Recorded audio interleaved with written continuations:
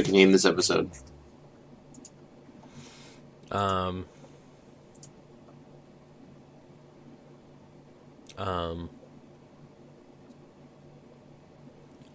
Do it. 19 photos you won't believe they aren't photoshopped. Okay, we did it.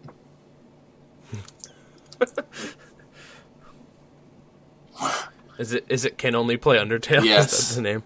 Okay. Welcome, everyone, to the Bear vs. Mancast, episode 45, titled Whoa, dog. Can Only Play Undertale.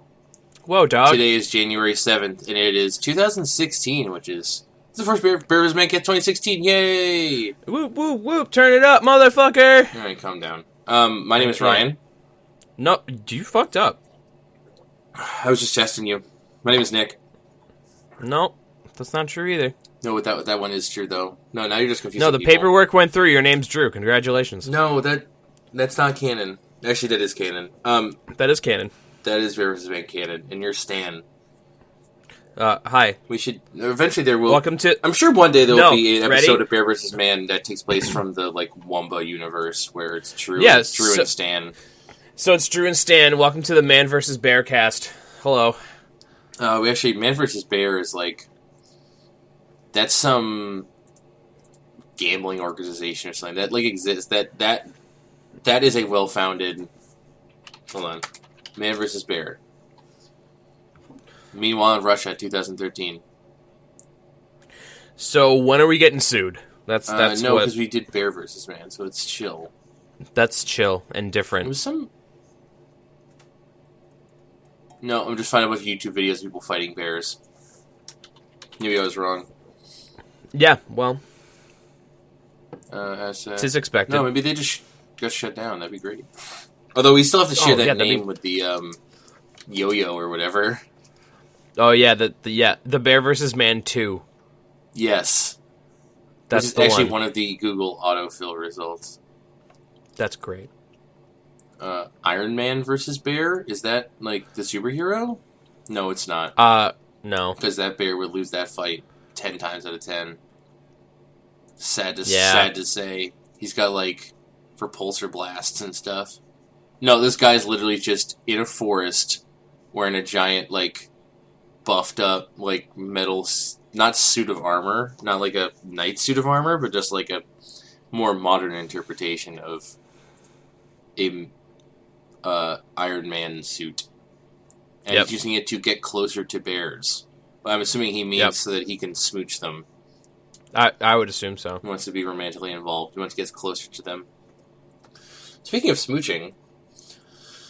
Yo, what up? Undertale. No, hey, Ryan, how's 2016 treating you so far? It's okay, I guess. I can only play Undertale. Yeah, I noticed that. You have a problem. Yeah. I played a lot of Undertale this week, too. Finally. Yeah, you did. I'm proud of you. Do you have a New Year's resolution? I had a few. I actually made a tweet about it. Oh, word? I didn't see that. Which is Yeah, you did. surprising. Did I? I probably did. You commented on it, and then Did you call it a New Year's resolution? I think I did. Hold on. I just saw a tweet of mine that says my tweets are fire, which made me happy to read that. Where is 2016? Where is Twitter? Where is Twitter? I don't send that many tweets. Oh, I already have Twitter open. Jesus, man. I did open up my iPad and I was like, let's bring Twitter in on the side here. And I was like, oh, I'm already on Twitter. Oh, okay. I wrote, here's the tweet. I wrote, 2016, play more, write more, drink more, have more fun, fuck you. Where fuck you is spelled F-U-K, space U. Oh, yes. And then you told me to stream more, and I said, yeah, stream more. I didn't tell you to stream more. I just stated as a fact that you were definitely going to be streaming more because you bought studio lights. I did. I'd be really disappointed in you otherwise. I did. I think my brother liked that tweet. Well, I'm glad you didn't call it a New Year's resolution because that makes it immediately doomed to fail. Yeah, no, I just wrote 2016. That's what I'm going to do. Dope. I don't think I did. I don't think I did any such thing. Oh, man. I'm going to cut it head to butt. Vinny Caravello, 2015. Well, I don't know what that means. Will I know what that means someday? Yeah, just watch the Day 4 Giant Bomb Game of the Year recap video. Oh, okay. Those videos this year are mwah, I don't know. They're so funny. They're so funny. I watched the second Day 2 and it was like, it was fine. I don't remember what happened in. Hey, Day let's 2. let's not endorse another our competitor's content. How about that? Whoa. Okay. I guess we are a Giant Bomb competitor. I guess that's true. I mean, I'm sure there's plenty of room in people's lives for both of us, but technically, okay. I guess I haven't made a resolution necessarily because I think resolutions you call them a resolution, they're doomed to fail. But I'm gonna save more, I guess, and not spend my money like a complete Ryan. We'll get to that. Well, we'll get to that. Should we talk about Undertale immediately? Just start talking about Undertale.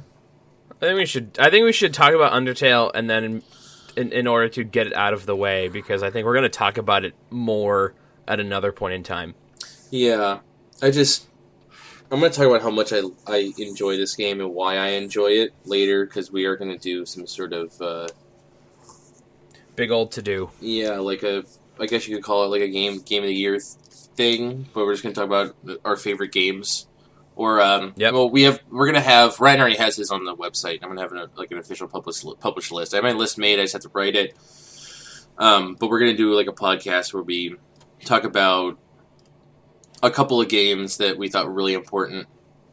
And then we're gonna find out as a collective, as Bear vs. Man, which 5 to 10 games or so were the most important to us, and in terms of Bear vs. Man canon.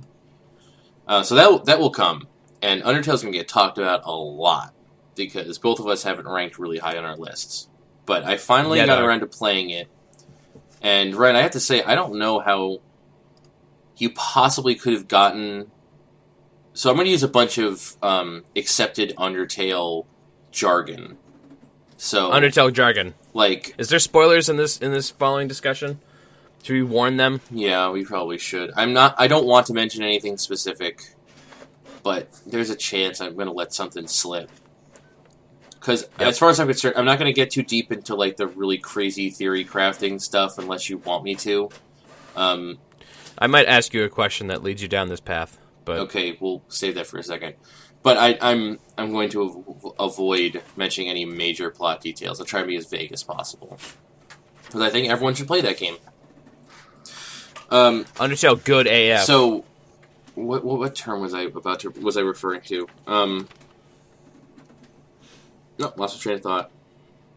Nope, it's all gone. Podcast over. About spoilers. Damn it, man. Undertale, right? Okay. So I was going to call it the first ending you get, where you don't do. Everyone knows genocide and everyone knows pacifist. That's accepted. Yep.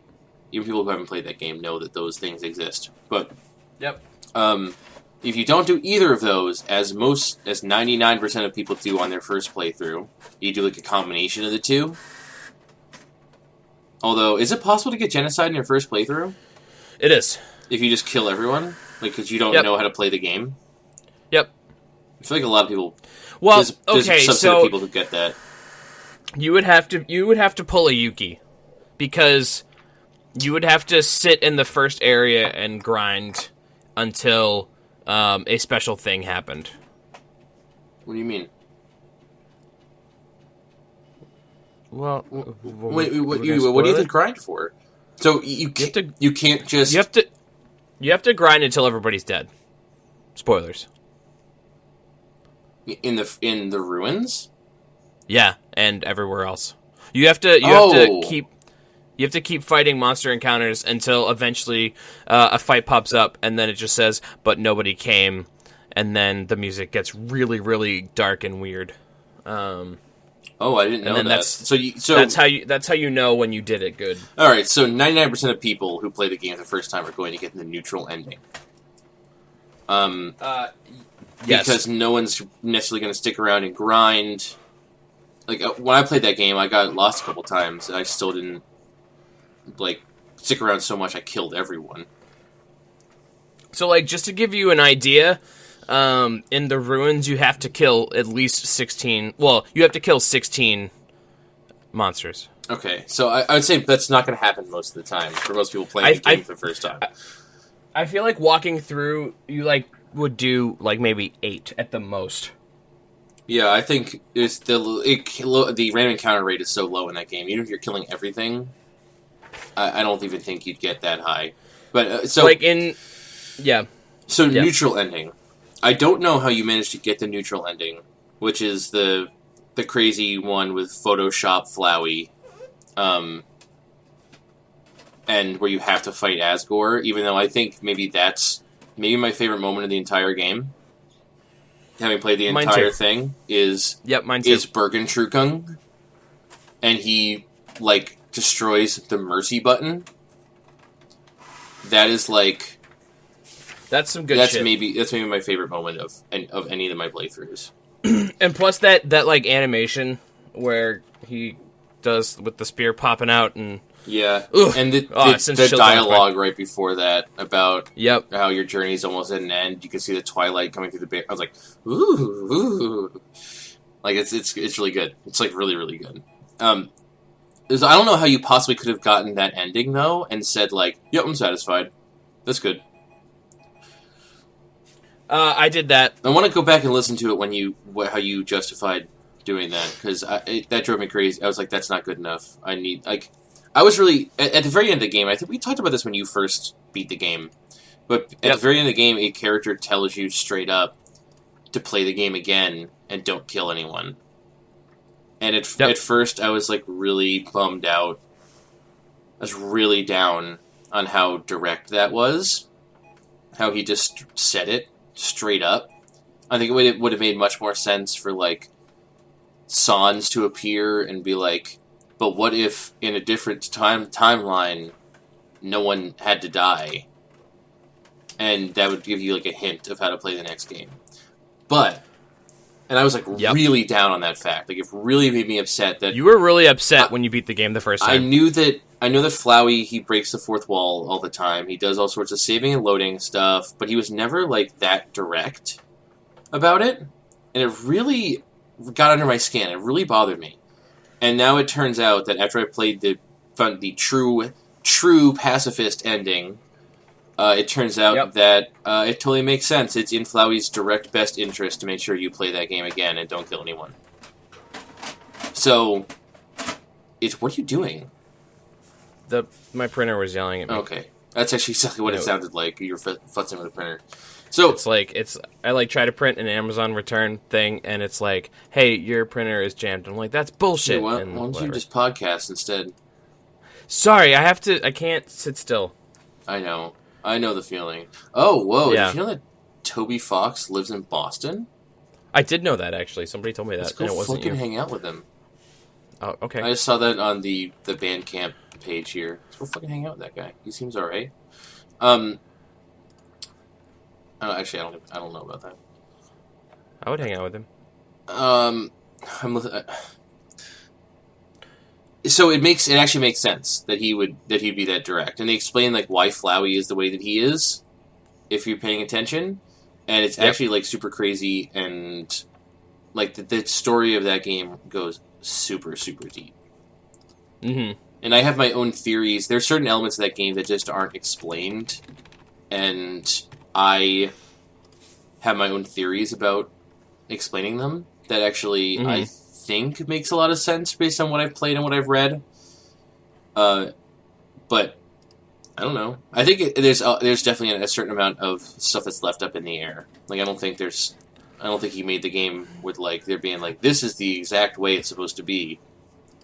Like, I think there's something else. Okay, so here's the something else element. I saw this in a YouTube video. There's unused game files in the game. There's like 3 unused NPCs and a diary entry that doesn't fit with anything else. For a character named W.D. Gaster. Have you ever heard that name before? Nope. You need to start like diving deep in Undertale, man. On the intro, you gotta go wiki diving. Undertale lore? Yeah, It's happening? Undertale lore is rich. So here's the thing about W.D. Gaster, is it looks like he's not in the game, like he's cut from the game. Which, let's say you're playing, like, Kingdom Hearts, and you watch an episode of, like, Did You Know Gaming about Kingdom Hearts, and they're like, hey, there's actually this, like, it looks like they started to make the Mulan world, and they realized that they couldn't finish it in time, so it got cut from the game, but left on the disc, and you're like, oh, that's interesting. But, like, this is a game, a very deliberate game made by one person. That oversight wouldn't necessarily exist. So, I heard, like, the end of this YouTube video I watched, he talks about all this stuff, all these missing game files, NPCs that talk about W.D. Gaster as he was the original royal scientist who invented the core. Yep. And something went wrong, and he perished, and these NPCs talk to you about it. And there's also a diary entry 17, which there's multiple diaries in the game, including the one in the True Lab, but there is no 17 in any of them. The 17 applies to something else, and it's written entirely in the Microsoft Word font Wingdings. Okay. And if you haven't noticed, there's a theme of fonts in this game. I have. Yes, that's true. So, W.D. Gaster, as the NPC's name, oh, dude, Wingdings? Wingdings, or people also think it's Wing, like the G in Wingding is the G in Gaster, so WNG, Wingding. And then Aster, like without the G, is a species of yellow flowers. Like sunflowers and tulips are aster flowers. So it's just like, okay, well that's 100% intentional. And so it's just what he said. He has this little throwaway line at the end of the video, and I'm going to tell you who made this video because it's actually really good. And it told me about. Yeah, this is a spoiler. If you actually want to see the genocide ending, I would get that first. There's a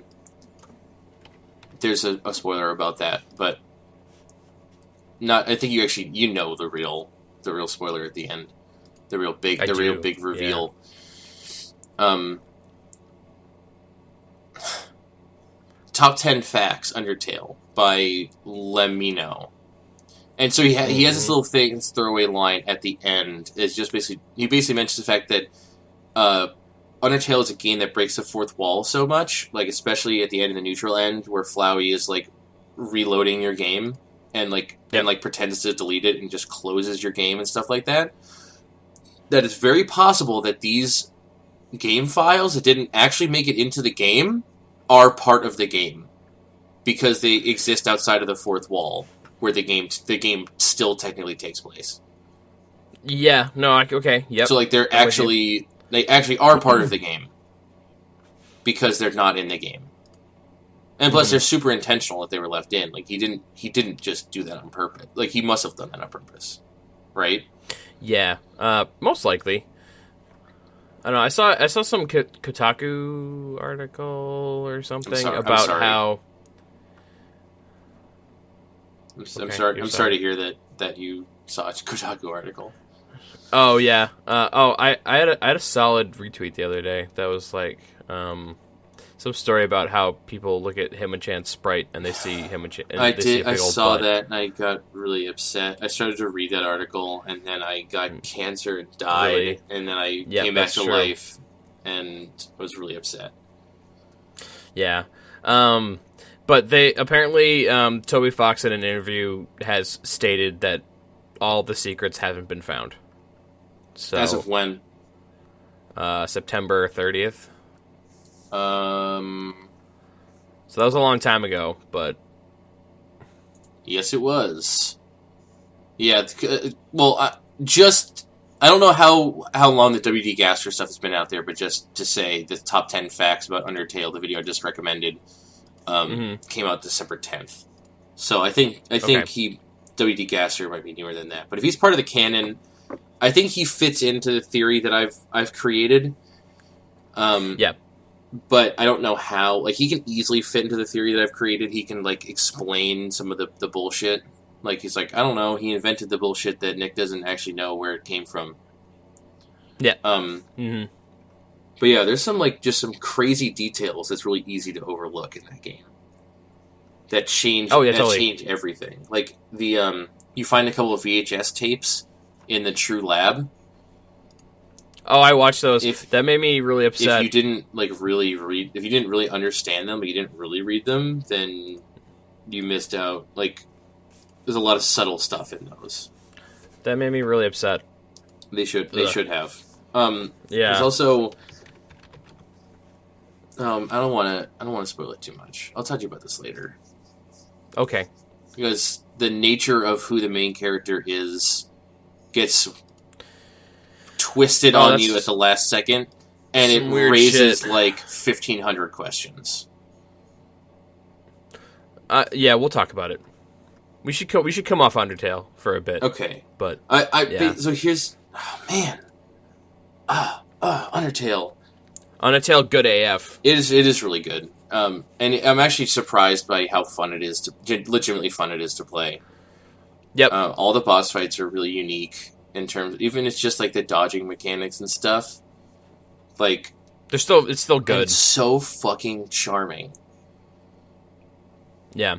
And I've gone like full Undertale obsession mode. Like, it's kind of like I'm like a shitty, like, internet type now, apparently. Like, my lock screen on my phone, it's a picture of Napstablook, and it says, really not feeling up to it right now, sorry. Oh, that's great. Because that's so great. Because it's just perfect. Napstablook, I know, this is like a dumb Tumblr phrase, but to say, like, so-and-so is my spirit animal, I just don't know a better way to describe it. Like, it's true. Like, to say someone is your spirit animal, you say, like, wow, this particular character in fiction I really get this character, or this character gets me, or I resonate with this character emotionally or mentally, etc. I just don't know a better way to say it. But Napstablook is my spirit animal. Yeah. Because sometimes after a good meal, I like to lay down on the floor and feel like garbage. Yes. And that has actually happened to me, like, unironically. Like, recent. Okay. There's so many good characters in that game. Like Flames, Heatsman, and Bratty and Catty. Which politics bear? I don't know what bear you're talking about. Is he in Snowden? Yeah, he's in Snowden. He's like, I think he's outside the library, and was the best part of how I just said that completely straight faced? Yes, library. Okay, library. I think he's outside of that, and he's just like, you know. And he's like, what if we get the sign fucking fixed so it says library? But you know how it goes. That's politics. That's politics. I do remember that now. It's that guy. He's the best. What about the guy who works at the fast food place, who's just like freaking out and like smoking a doobie? I don't know that guy. What are you talking about? He works at MTT, the fast food place. They sell glam burgers. And he won't talk to you unless you buy something. And then he's like, whoa, man. It's my life. I want to do this. And like... You know what I'm talking about? At MTT? I don't know. Nope. Also, no fucking did idea. You... whoa. Spoilers. Minor spoiler that Mettaton is a ghost inside of a robot body. And he's the guy who lives next to Napstablook. Oh, I didn't know that. Yeah, that's what the key that you buy from Bratty and Catty unlocks. Here, I'm going to save you 600 gold in Undertale, you guys. You can buy a key from Bratty and Catty in the alley next to MTT, and that opens the door of the house next to Napstablook, and you find a bunch of diary entries that reveals that Mettaton was once a ghost that got put into a robot body by Alphys, and he used to be Napstablook's neighbor. And also they used to hang out with Shiren, who was an enemy in that area.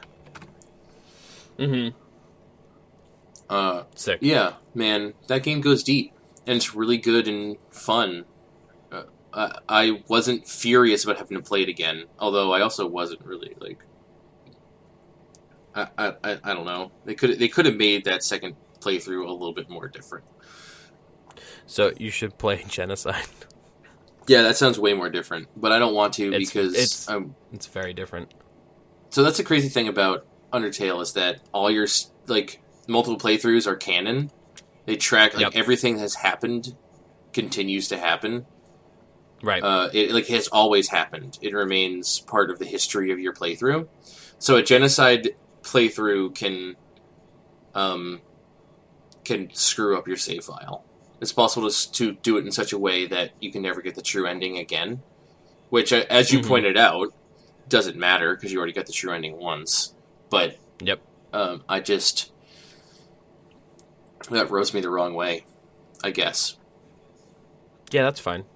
This makes me kind of sad because the true ending is really, really good. Yeah, it is. Oh, man. Temmie. Yeah, fucking Temmie. Oh, yeah, it's one of the secrets in that video is, Lesser Dog? Yep. If you pet Lesser Dog, 29 times, his head just continues to grow until it grows off the screen back on, and then just, I did that. The battle ends. Oh, it was so good. I didn't know about that. I just petted him once and left. I petted him until his head wrapped around everything. I didn't know that was really an option. I love Lesser Dog. Lesser Dog, good dog. Undertale. Temmie. Mm-hmm. Temmie. Okay. Alright, I'm going to talk about a game that isn't Undertale, and later we'll talk about Undertale. Maybe not on this podcast, but we're not done talking about Undertale, that's for sure. I played... So I've been, as I mentioned 100 times before, I've been trying to catch up on 2015 in games. Mm-hmm. So I played Dying Light. It's a game that came out pretty early in 2015. And, I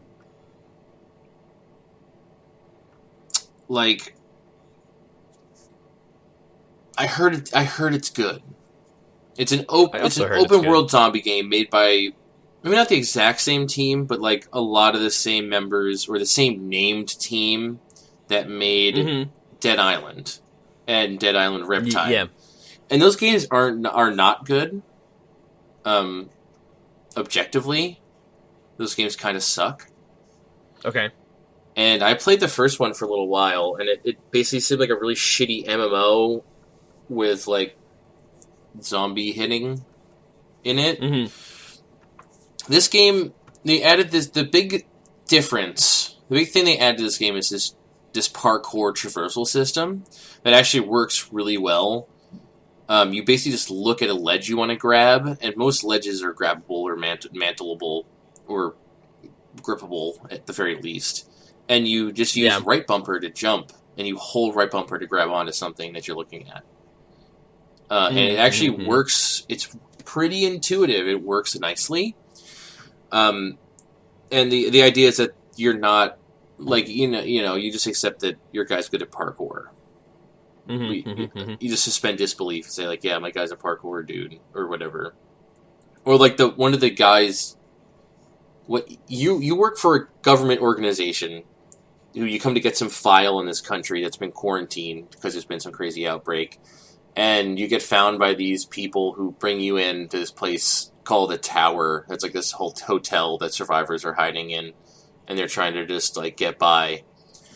And one of the leaders of the organization is this guy who's just used to be a parkour instructor named Brecken. And I was like, okay, well, that's a little bit weird, but okay, sure, I'll take it. And so, whatever, you're good at parkour, that's fine. But you're not good at fighting, which, I guess if you had a weapon or whatever, you'd be fine. And you can, swing a wrench real good. But the whole point of the game is that there's tons of zombies, and you can't... It's not about killing them, it's about surviving. It's an actual survival game. It's also open world, so you're running around doing quests and for people, and collecting items and med kits and crafting items. I think the crafting system works pretty well. The item collecting system is good. You unlock safe houses by clearing out zombies and turning on the power is fine. Like, the map's not too huge. You can kind of just run across. You run across a bunch of rooftops. You just parkour through one side of the map to the other. It doesn't take too long. It's pretty. I mean, the traversal is pretty fun. And open world games kind of don't always get that right. Like, sometimes it's just get on your horse and go from point A to point B, and it's like sometimes it's get on horse and double tap A, and then just hold A, and the horse runs across the road. Yeah, and that's not necessarily fun for anyone. So they they kind of did right by that, making that aspect of the game fun. But there's a lot of stuff to do in that game, and ultimately, man, that game's not fun. I don't have fun when I don't have fun when I play that game. Yeah. I know, I get it. Like, I get that I'm not supposed to kill everything, because the whole point is that I'm just trying to survive, and you're supposed to avoid conflict when possible. They have this really cool mechanic. You go out at night, there are these super powerful zombies that will, like, try and track you. Like, you even see their, like, vision cone and everything. And you get experience based on how well you don't get killed by them, basically. And they do cool things with the experience. Like, there's a survival rating that's, like, your main experience, but you also have a combat and a parkour rating that you basically just level this up by doing those things. And the skill trees are cool, and a lot of the skills in those skill trees are useful. Like, every time I get a skill point, I'm super excited to put it into the tree, because it's going to be something cool to get. Yep. But then the game just isn't fun. Like, they make a lot of good design choices in this game. Thematically, it's great. The characters are pretty good, but it's just not fun to play. Like, I don't even... I don't know what else to say. Also, there's a certain set of stairs in... So, we talked about this even last week, that I don't give a shit about frame rate. Right. Except for when it drops a lot. This game has frame rate issues. I've been playing on Xbox One. Game's got frame rate issues. I played for several hours, and this particular set of stairs you had to take to the roof of the hotel several times for different story events and things like that. One time, I was coming down that set of stairs, and I dropped to, like, no shit, like 5 frames per second. Like, ooh, that's crawling. Rough. Yeah. And not even about... It's not like they were dropping frames, and I was just, like, teleporting down the stairs. I was just moving at a fraction... Like, it's just... like, could not... Like, it was bad. And I was like, this isn't even... I've been in parts of this game where it's just, like, full lighting effect. Like, it's daylight. I throw a Molotov cocktail into a crowd of zombies. There's, like, 40 zombies on screen. There's fire effects. There's particle effects. There's light. And this game is maintaining frame rate. And then I go down this fucking set of stairs, and my game almost crashes. It was unfortunate, to say the least. The game does a lot of things right, but I don't know if I'm going to keep playing it, because it genuinely, like, it's not upsetting to me in a way of, like, oh wow, it's a zombie outbreak thing, and I'm a survivor, and this is upsetting. It's, like, upsetting because I'm just like, man, I wish this game was fucking fun. Yep. I still think... I know you got it on the Steam sale. I think you should still try it. Like, don't go into it thinking it's not going to be fun, because it does a lot of things well. It thematically really does work, but I played it for at least 4 hours, 5 hours, and was not doing it for me. I just wanted to kill all the zombies. Oh, and then they do this fucked up thing. You eventually find this, like, village, and you talk to this guy, and he's like, hey, I'm making this new weapon. You want to try it out for me? And they give you, like, a challenge. Like a challenge scenario, and they have a couple parkour challenges and stuff that are pretty challenging. But the challenge is just like, here, take this weapon and kill a bunch of zombies. And this weapon is just, like, cut, like it's one hit killing all the zombies, just cutting through them anywhere on the body, like anywhere you hit them on the body, just cutting, just carving them up. And then you go back to your dumb world where you're just swinging around a wrench, and you have to like seriously hit a zombie, like a regular ass zombie, like 7 times to kill them. Yep. And even though over the course of the game, like you progressively just find better and better weapons. Like the first weapon you'll find will do like 20 damage. I'm finding weapons that do more like 70 damage, but they still don't do fucking shit to the regular biters, they call them. Also, I found a gun once with just like a half of a mag left, and that actually added. So there's zombie enemies, but there's also human enemies, like other like hostile survivors working for this bad guy.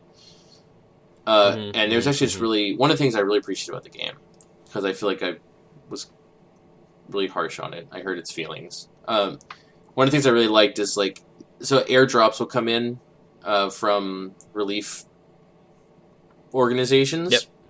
And you have to run to the airdrop and get it before the bad guys get it.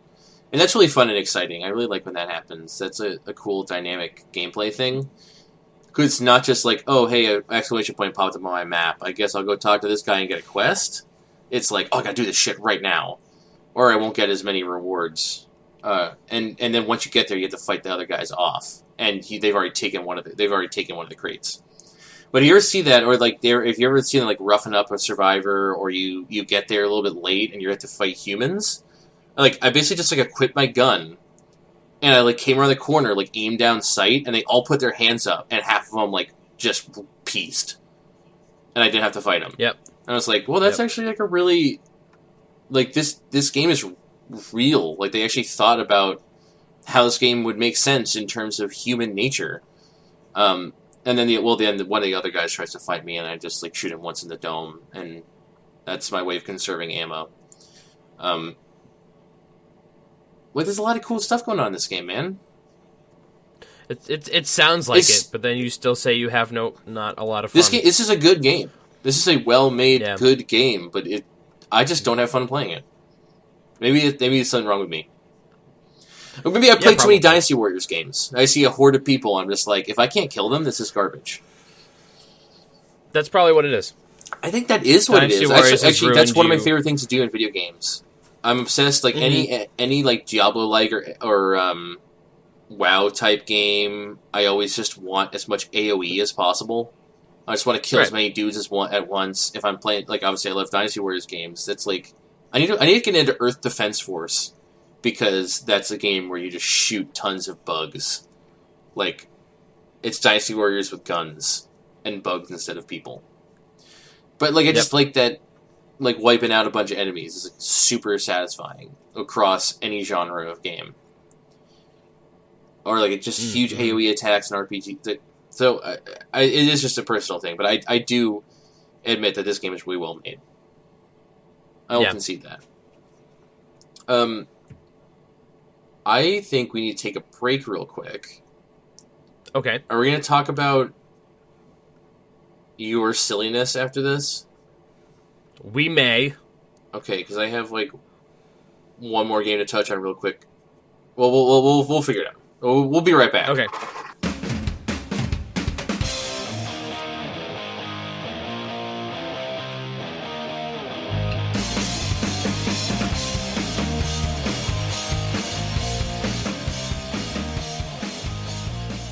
Ryan, you good?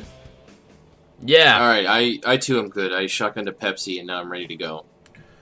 Word. Just kidding. Did you buy 3 games? That sounds completely miserable. Did you buy 3 games? No, if you shotgun a Pepsi, that's what happens when you sip. You buy 3 games, you sip Pepsi. If you shotgun a Pepsi, you're going to have to buy a whole lot more than that. I actually did not... Well, I did pick up some games at the end of the Steam. I think I bought like 20 Steam games. Sale. I did not get that many games. Actually, if we're going to just discuss that... What did I get? More on that later. Hey, so Ryan, I'm going to tell you about a game real quick before we talk about how stupid you are or whatever. Dope. I played Or I had been playing Rise of the Tomb Raider, and I finished that game, and I'm real big on that game. I like that game a lot. It's definitely... Good. It is what it claims to be. It makes no reservations about what it is. It's a big movie game where you shoot bad guys in the head. And this game is less of murder porn, like the first Tomb Raider reboot was. And so you want to know how much this game is a movie? It has an after credits scene. Dope. This game a movie, but it's a really effective and fun one, and even like the kind of the bullshit survival platforming elements, like the not necessarily fun stuff. It's just hand-holdy enough that it's fun. Like all the ledges you can grip onto are marked in some way, instead of like playing an N64 era platformer and you're like, where the heck do I go? Like, what the crap? What can I climb on? I don't even know it's interactable. Bullshit. This sucks. Yeah. I prefer the way they do it, where everything's kind of laid out for you, but in like an alright way. And just you do experience. You get experience. Do challenges. You can. It's pretty linear, but you can kind of deviate from the path if you want to just get some extra experience and stuff. And there's lots of stuff to collect. It's fun. It's a good time.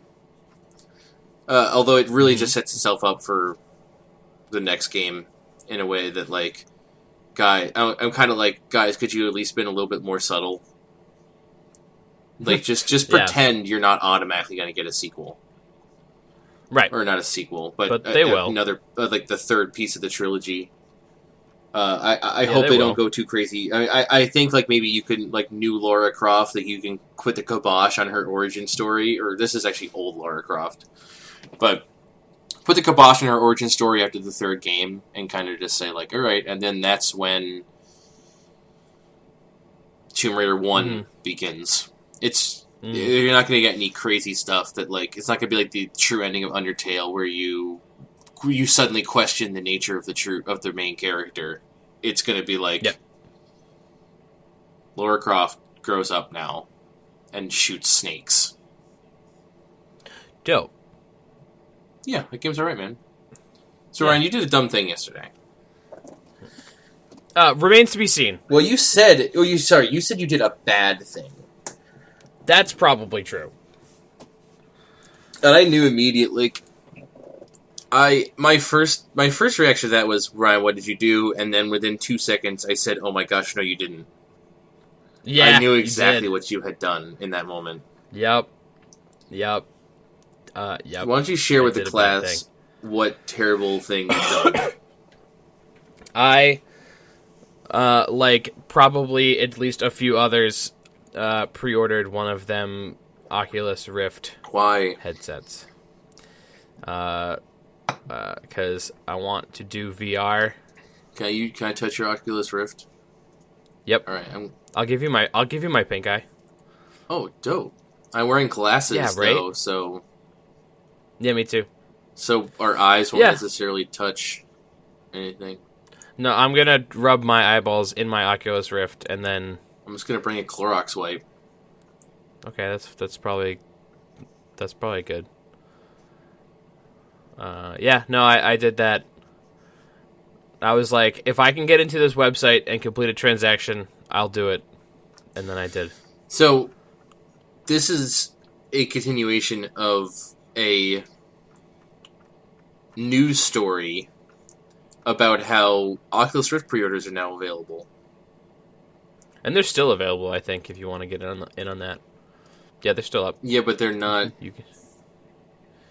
Oh, the expected ship date is June currently. So I got in on the March ones. Yeah, so you were an early adopter of the pre-order. I am. Yeah, that's true. Oh, dog. Sorry. Shit, I watched something funny by accident. Oh no, don't do that. No, I'm gonna stop. I'll go down that rabbit hole later. Yeah. So how much does our Oculus Rift pre-order cost? Oh, it was $600 US. $599 US dollars. $599 US. And what's included in that? Too many things. So it's the headset and then the tracking sensor. Something called an Oculus remote. It also says cables. And then it's also a Xbox One controller and a Windows wireless adapter. And a copy of Eve Valkyrie and something called Lucky's Tale. Those are games, though. You probably want those. Those are good. Games are games. But you just don't want the controller. I don't want the controller or the adapter because I have enough of those. What if I just, subsidize your controller purchase because I need one? Okay. And maybe it'd be better if I bought a controller from you at a lower price instead of buying an Elite controller like some sort of complete shithead. I still feel like, my $600 is way better spent than your $150 on an Elite controller. Those are such wild, different sums of money that I would say if I bought 4 Elite controllers and you bought 1 Oculus Rift, then you made out you paid won that transaction more. But that isn't happening here. It's a different sum. It's a very different sum of money. We'll talk about that controller thing later. If you really genuinely don't need it, but yeah, that's the thing is that people were saying. So people were apparently freaking out about how much it cost. I didn't actually see any of them freaking out. A lot of people are upset. I don't know what they expected. Same. Do you want a 3DS? That costs $200. That's immersive 3D or something. There's 3 parts to this controversy, if you would call it. I would not. I would never call it that. I would never call the release of a product for a fair price controversy. Actually, the only totally. It's a fair price. The only controversy is how much it costs not in America. But we will get to that. That's the only controversy in all of this. So first off, the initial Kickstarter buy-in price for getting one of those dev kits was $300, I think. I could be wrong. And then there was also a quote from Oculus CEO Palmer Luckey that was we expect this to be in the $350 to $400. He has since apologized for saying that, but yes, he did say that. Yep, he did say that. And then thirdly, this is my own thing, but I don't want to fucking pay another $100 for a controller and adapter. I feel like there should have been an option to not buy those. For all we know, that actually isn't even part of how much that costs. That's just for free. I read somewhere that they're not even making money on these yet. Yeah, I heard they're selling them at cost. So for all we know, or so they're they taking say. a hit on giving the controller. They just want to make sure people can play the games. Yeah. So apparently that original statement about the $350. So he says so basically people are on Facebook saying oh my gosh, Oculus is going to cost $1,500 when it comes out, and he was everybody calm the fuck down. He basically said, listen, it's going to cost more the price is going to be closer to $350 than $1,500. But he didn't express that the way that I just expressed that. He made it sound like it was going to cost $350. Right. And then this isn't. You didn't even get the touch controllers, so. No, I didn't, and I probably will. But no, I didn't. I didn't get those because they weren't available for purchase. The Xbox. Okay, Palmer Luckey officially said the Xbox controller costs us almost nothing to bundle. People can easily resell it for a profit. Okay, all right, fine. Well, for me. Well, yeah, you'll see how much I'm willing to pay for that. Okay.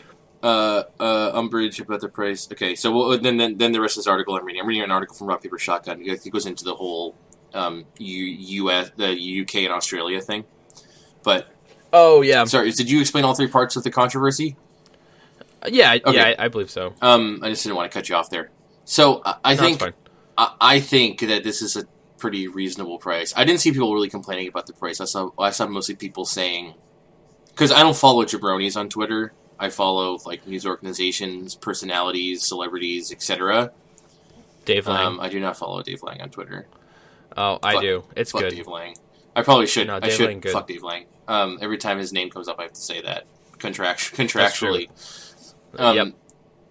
He seems like an alright guy, though. Dave Lang pretty dope. Fuck Dave Lang. Dave Lang eats out at lots of nice places. Yeah, because he's a business person and stuff. I want to eat with Dave Lang. Then be a business. Well, try and sell him Bear vs. Man as a brand. He'll take you to dinner. Okay, if you're good. a client, if you're a prospective client of Iron Galaxy or whatever. Yeah. Mm-hmm. I mostly just saw people saying like, "What the fuck were you guys expecting?" And that's exactly how I feel about it. So I think the thing that people are getting really hung up on is the Oculus Rift costs $600, but the specs for your PC to run it are also incredibly high. I feel like a lot of people may not have done that research. Like they're gonna try and plug it into their fucking laptop. And it's gonna for everybody who doesn't know, Oculus Rift specs for what they say your computer needs to run it are a 970 or higher, or an AMD R9 290. Your processor needs to be an i5 4590. I think I'm fine with that. You need 8 gigabytes of RAM, an HDMI. You need 3 USB 3.0s. That's actually the limiting factor for me. And a 2.0. They sell hubs. I have a 10-port USB 3 I already hub. have a 4 hub on mine. Let me see. Yeah. I do. I know I'm an asshole. I do AMD, but I can't even remember what the numbers of my graphics card are. So I have a 980. And I have an i7 48 whatever. I have a 980. I did Ryan. I'm the coolest. So I have 2 Titans in my PC. No, I don't. I have a 980. You should get 2 Titans. No, I might get a second 980, but I bought an Oculus Rift, so I'm probably not going to do that anymore. Truth. Anyway, so the Oculus Rift is basically like paying for 2 tiny monitors. Two fairly high resolution tiny monitors. Right. I don't know the specifics, but I know they're both of a decent pixel density. I only have mine's a Sapphire. It's HD 7800. I don't think that's good enough. I don't think you're good enough. Fuck you, Ryan. Okay, that's fine. I mean, I didn't buy an Oculus Rift, so joke's on you. Is it? No, well, joke's on you because I'm gonna pull a Rock Band 4 and just play with it at your house and go, wow, this is novel. I've never actually Oculus Rifted before. Neither have I. I feel like you're just gonna fucking puke immediately, which is funny because you don't vomit. I don't. I hate vomiting. This is gonna be it. You're gonna just get like the vertigo. You're gonna get vertigo so bad your world's never gonna stop spinning. Yeah, it's probably You'll take it off and you just will not stop. Yeah, that's probably accurate. So it's basically like strapping 2 tiny monitors to your face, and there are gaming monitors that cost way more than $600, like way more. Like if you get into those 4K panels, if you get into like the G-Sync stuff, this thing isn't 4K. No, it's not. But I'm just saying, like if you're talking about high end, like display technologies for PCs, this is like par for course. Which makes the quote about for what Oculus is, it's like an incredible deal, totally legit. Well, it's also Oculus is like virtual reality is not for everyone. People, no. I don't know. Maybe it has something to do with the PlayStation VR. People think that that's going to be like. Are we going to see PlayStation VR this year? I think that's the plan, but that thing is not just going to come out and say like hey, plug this into your PS4 and now it's a VR machine. Like, do you think that your PS4 has got a 970 equivalent in it? No, it definitely doesn't. No fucking way. It's not going to be that simple. It's going to be like that new Alienware laptop or Razer laptop that you like plug into a thing with a graphics processing unit in it, and then it can be a good PC. Do you see that?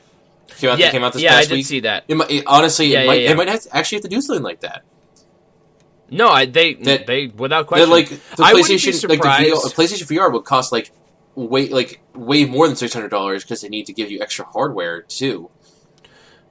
Yeah, I wouldn't be surprised if the PlayStation VR unit was like $700 or $800. And if you already have a PlayStation 4, then you just plug it all in, and still probably won't even look as good. No. Or you get the Gear VR and just put a Samsung phone inside of it. Yeah, I actually heard that works well. For a lot of people say that's for some reason that's the better way to do it. It's like less disorienting. Yeah, because you're not. I don't know. I feel like looking at a phone really close is not the same as like an Oculus or a PlayStation VR or whatever. No, not quite.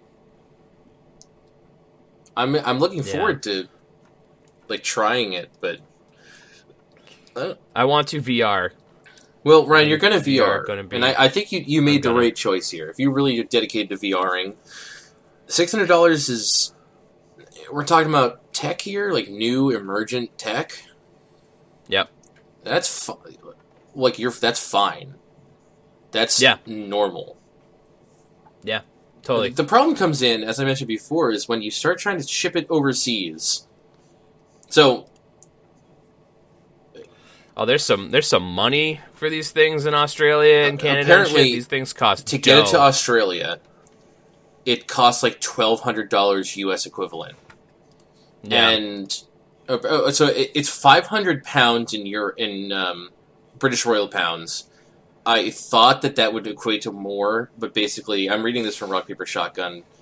They said to get it in the UK and Europe, it would cost the equivalent of over $700 before shipping. Yep. And Palmer Lucky says on Twitter, international Rift prices are not artificially bloated. We have to cover the required taxes. Sales tax in USA works differently. Yep. So it must be really frustrating for people in the United Kingdom or especially Australia who really want this thing and are going to have to pay $1,200 of money. Probably too much, especially if you already need, like, if you don't already own the PC or you've already invested it, because a PC that can run this thing costs at least $1,000, if not more. Something like that. I would say, if you get the 8 gigabytes of RAM, the graphics card is like at least $300. No, I think 970s are still like $400. Jesus, and that's for the bare minimum. And that's like, the 970s are definitely like the lower tier. Yeah. So. Oh no, a 970 is $340 on Amazon, 4 gigabytes of GRAM. So I wasn't too far off. And but so $1,000 is probably probably. But at that point, like, you don't want 8 gigabytes of RAM in a computer like that. You'd get 16. No, because you're gonna. So I want to see. They have the RAM sticks. Oculus Ready PCs. I want to see. So all of these Oculus Ready PCs that they're advertising, which they have an Alienware, an Asus, and a Dell, are all $950 or more. Okay, well, you could probably save a little bit of money making it yourself, but yeah, not really, not a whole lot. Maybe $50. But what's inside that $950 computer?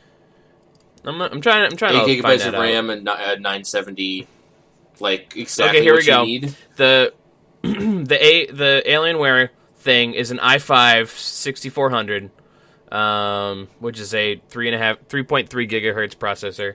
Okay. Let's see. It's a 970 with 4 gigabytes. It is 8 gigabytes of RAM. It's a 1 terabyte hard drive. So it's like the bare minimum specs. How much is that? 1,000. It's actually not bad. Let's see, the Asus one. Actually, that might be bad now. When I built my computer 3 years ago, that was good. Like that's good. Basically what's in mine. I would have, if that option had existed, because I spent about $1,000 on this thing. I might have just bought that thing. But that was 3 years ago that I spent $1,000 on it. So that's a lot. I hate buying pre-built PCs. You can still take them apart though. Like, no, I just hate the because you don't own your operating system software at that point, and then they usually put bloatware on it. I don't own my operating system either, and I have bloatware on. Not a lot of bloatware, but like a lot of weird stuff that came with my my motherboard. But I get your point. Yeah, I get your point, but still, so it's like $1,000 plus $600. I don't know what these people want, Ryan. And that's, I don't know. I don't know. Oh, guys, I totally forgot AGDQ exists. Yeah, that's happening right now. Sorry, we'll talk about that later. We'll mention that later. And what else is there to say about the Oculus Rift? I'm excited and intrigued, and I hope I don't hate it. There's a really good chance that you won't even be able to deal. There's a chance, yeah, sure. I mean, I've done some like old school VR stuff that didn't make me throw up. So what do you mean old school VR? Like those amusement park things, where like we played one in Disney World. Oh, yeah, but that wasn't like was it like strapped on your face? Disney World. Yeah. Oh. And there was like a big ol' walkie thing, and I don't know if it was guns or swords or something, but that didn't make me throw up. So I have high. I don't think I did that. Oh, okay. Well, you might. I'm not saying you didn't do that. I don't think I did that. I don't know. All my memories blur together. Yeah, I know what you mean.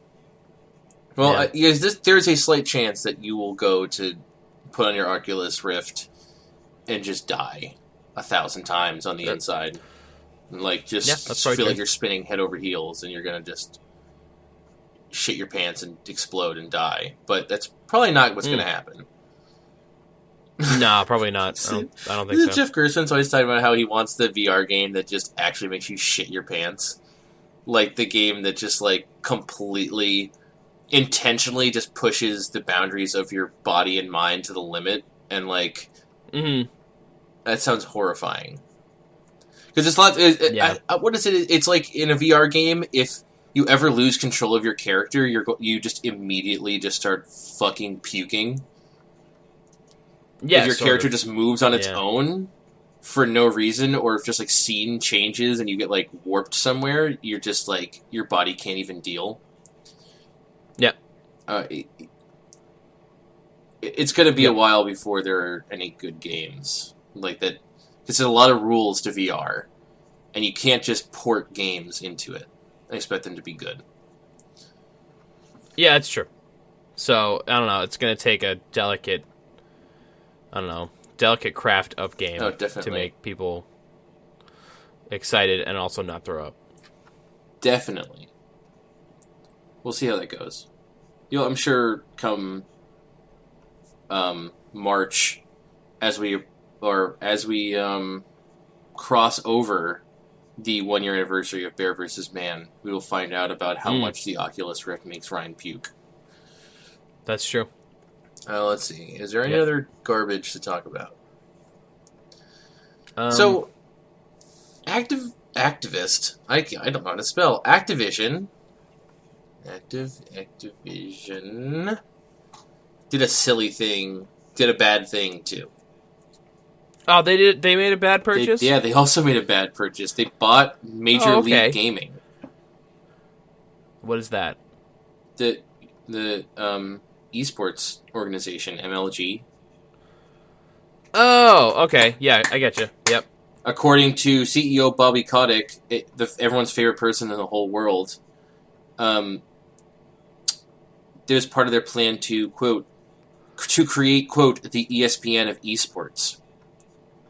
Nope, I don't want that. That's a bad idea. You ever watch ESPN? It's got a bunch of just people who used to play sports talking about sports, and they show the same clips over and over. That's ESPN. Yeah, no, I don't want that. No, we don't. I don't want that. Yes. Video gaming is... Yeah, I don't know. Like, I don't even know what they want with this thing. Kotick cited MLG's ability to create premium content along with its broadcast platform and live streaming capabilities as points that will improve Activision Blizzard's strategy position in competitive gaming. I guess a lot of Blizzard games are, quote, MLG, or like esports stuff, but still, I don't know what this is, what they're going for here. I wonder how much money they spent on it. Does that? I wonder if that figure exists. I actually don't think it does. Like it's not out there. Here we go. 46 million. 46 million. Ryan, you did it. Yep, I did it. I found it. Ryan, you did it. Yeah, I don't know, man. This is man. I don't know. They went for it. Yep. Dude. They think esports is going to be big shit. It already is kind of big shit. They think esports is going to be bigger shit. Still, the people who are still doing it the biggest are Valve with their own Dota 2 stuff. So... Well, I mean, Blizzard is big on esports.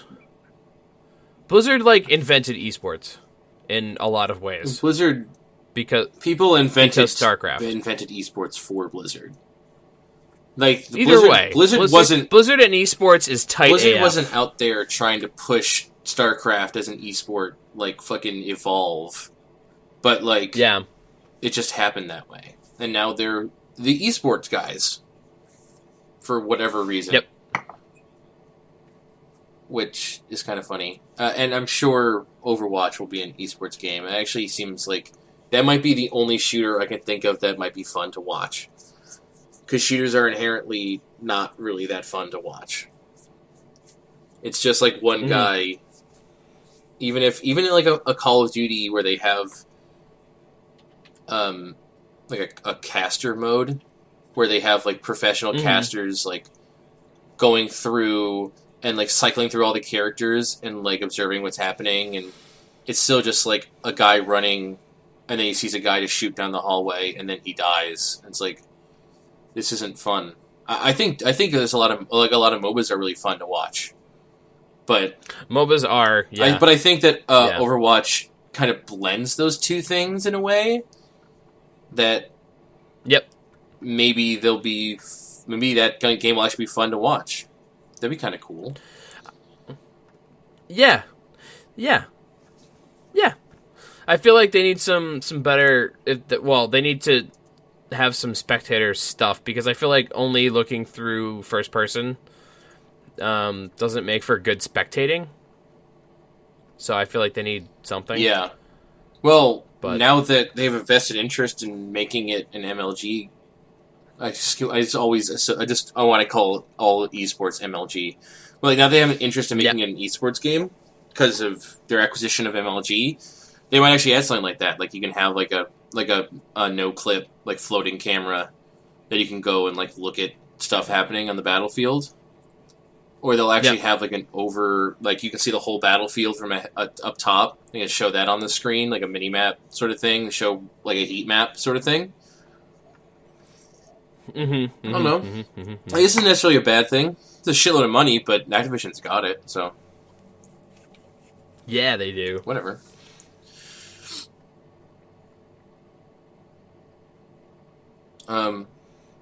Hey man. Yes? Bear vs. Mancast episode 45 has come to a close, I fear. You think? Yeah. Wow. Yeah, isn't that crazy? I've been listening to the Undertale soundtrack again. Undertale soundtrack, good AF. That's actually maybe my favorite part of the whole game.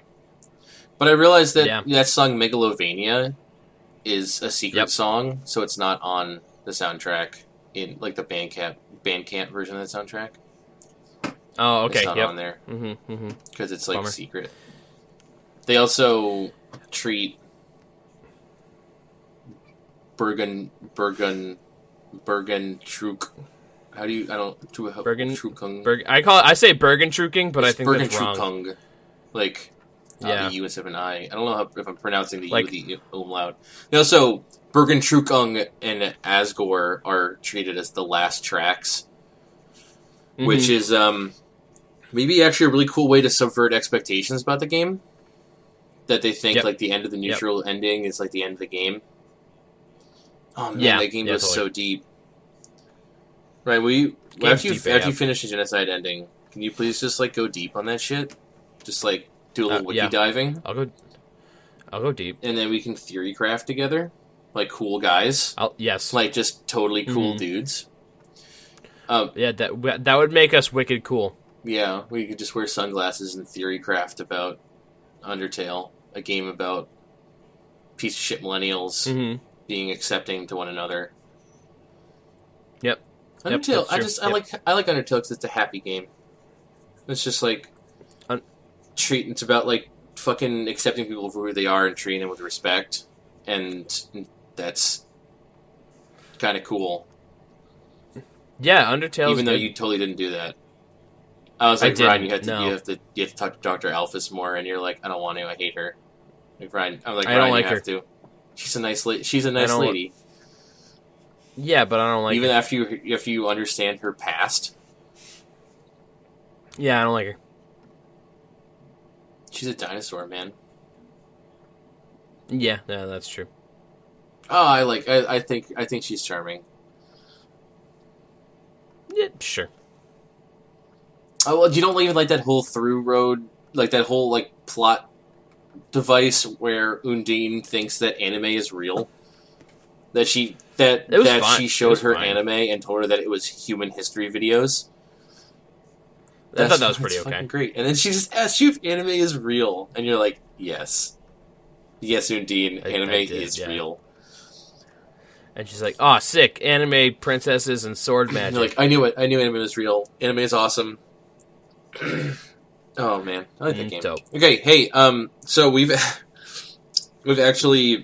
lapped ourselves. We're now recording a podcast before the previous one is out. We did it. I'm bad. I believe in you. But if you probably already heard at least the first part of our bonus episode. Yeah, the second part isn't up yet. Again, because I'm bad. This will be. We're gonna rebrand it and call it the 2016 beginning of the year bonus episode extravaganza. At least right here. Also, we have a secret surprise after that. Secret surprise, dog. And it's more podcasts as well. Oh, it's more podcasts. But yeah, so this is episode 45. We're getting real close to episode 52. Dude. Which actually, we missed. Did we just miss 2 weeks? 1 week.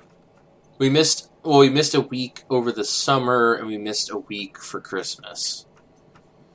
Fact. So, episode 50 will mark a year. Yep, that's true. Like a calendar year. Well, I'll tell you that first episode of Bear vs. Mancast was recorded on February 15th. Oh, shit, really? I guess that actually plays, because it's January 7th, and it's 5 episodes. Yep. That actually plays perfectly. But we're going to do, hopefully record something to sum up 2015.